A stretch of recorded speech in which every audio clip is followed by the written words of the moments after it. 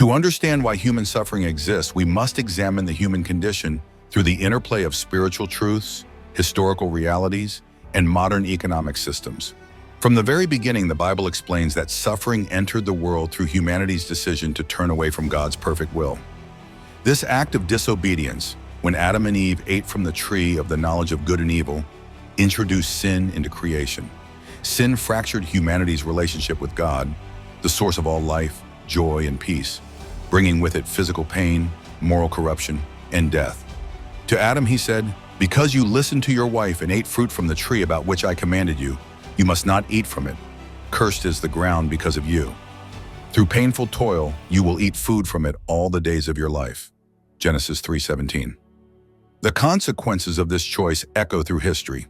Sin not only separates humanity from God, but also creates a selfishness that feeds systems of greed and oppression. Throughout the ages, suffering has been exacerbated by human exploitation. Wars devastate nations, but enrich arms manufacturers and military contractors. Diseases ravage communities, while pharmaceutical companies often prioritize profits over accessibility. Even poverty, one of humanity's most persistent problems, is systemically preserved in many places to maintain control and cheap labor. In this fallen world, suffering has become a currency, monetized and perpetuated by those who benefit from it. For the love of money is a root of all kinds of evil. Some people, eager for money, have wandered from the faith and pierced themselves with many griefs. 1 Timothy 6:10. Yet the Bible offers a vision of a world without suffering, a restored creation where humanity lives in perfect harmony with God, with each other, and with creation itself. Imagine a world without hunger, war, or disease, a society built on love, justice, and truth. This vision aligns with God's promises in Scripture, such as the hope in Revelation of a new heaven and a new earth where pain and death are no more. This ideal world is what humanity instinctively longs for, but the reality of our current systems reveals how far we are from it.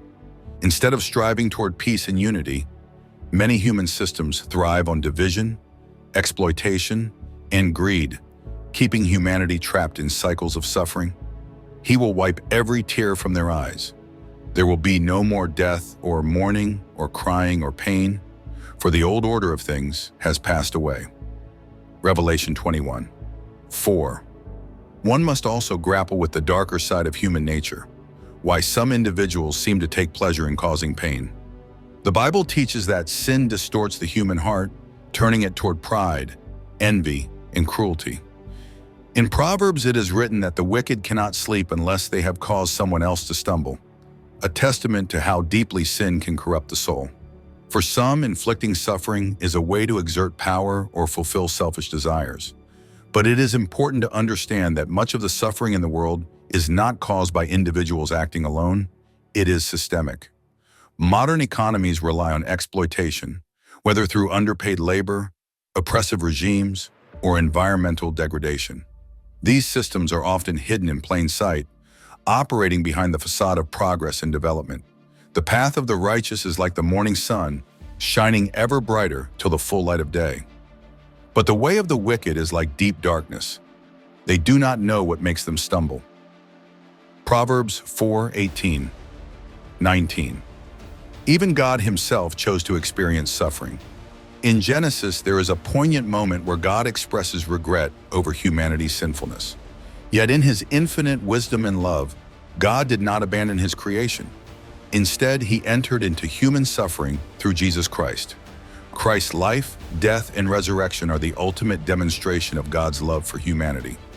By taking on the suffering of the cross, Jesus not only provided a path for redemption, but also showed that he deeply understands the pain and trials of human existence.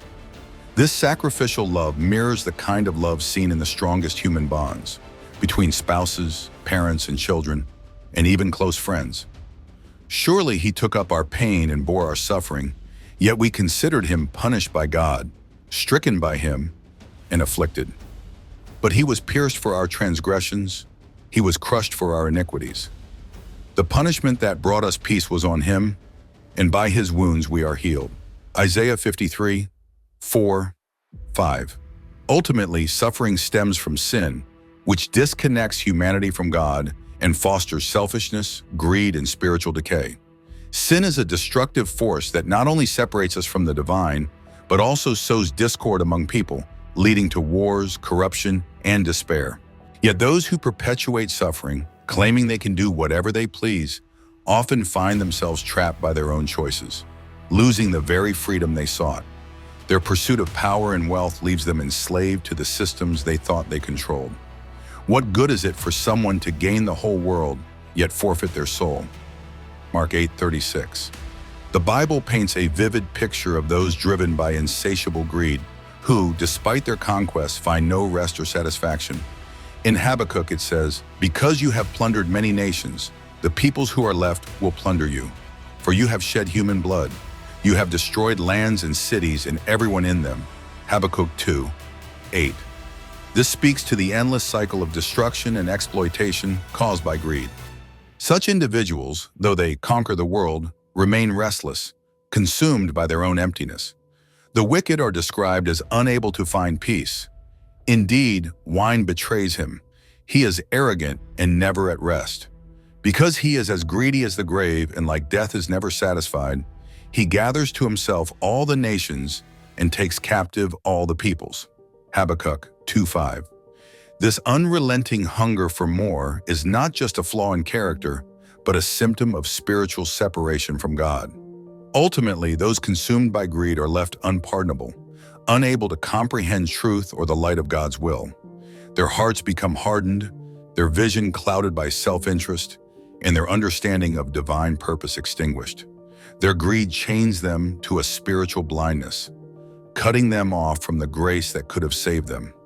They are darkened in their understanding and separated from the life of God because of the ignorance that is in them due to the hardening of their hearts. Ephesians 4:18. The hope for humanity lies in the promise of God's redemption. While suffering continues for now, God has allowed humanity a time span to try its own governments and systems. This ensures that when He establishes His kingdom, no one can say He didn't allow human freedom to run its course. In the end, God will restore creation, wiping away every tear and casting out all ungodliness.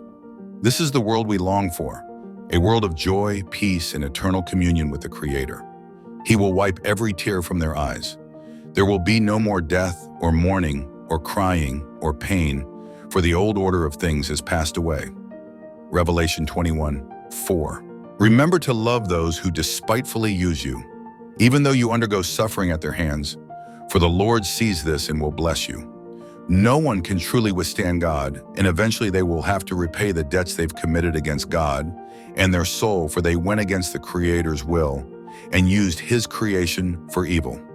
Their contradiction will lead to their own end because God will not allow them to continue.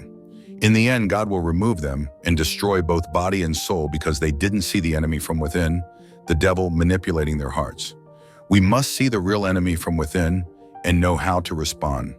Until next time, love your enemy and bless them, so their wicked spirits will be cast out of them, so they can see the real manipulator.